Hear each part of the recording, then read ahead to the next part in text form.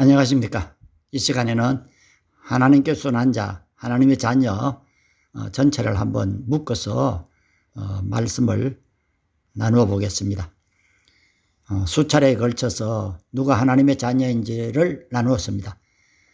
제가 태중교인으로 어릴 적부터 하나님의 자녀임을 확신하고 자신만만하게 65년을 살아왔습니다.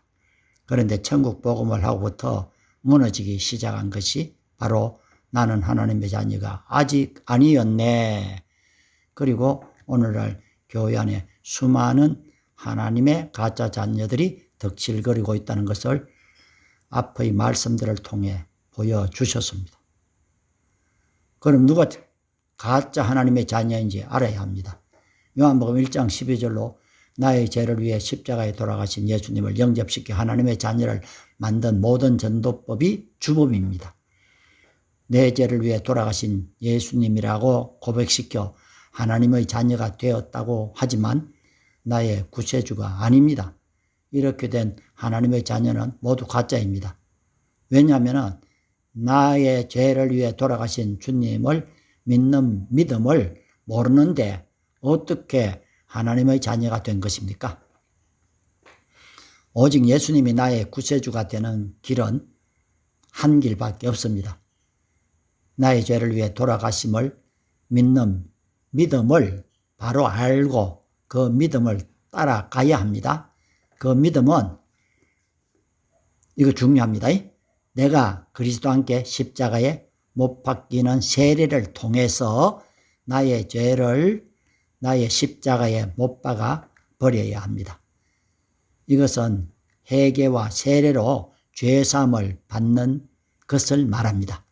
그래서 그리스도가 내 속에 사실 때 이것만이 나를 위해 죽으신 주님을 믿는 믿음으로 하나님의 자녀가 된 것입니다.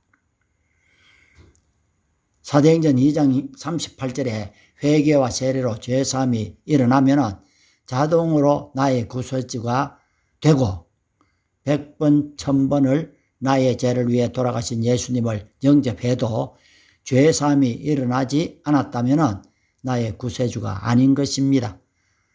확실한 증거는 구속은 죄사함. 이게 에베소 1장 7절하고 골로새 1장 14절로 또 죄사함으로 말미암는 구원. 누가복음 1장 77절에 있죠.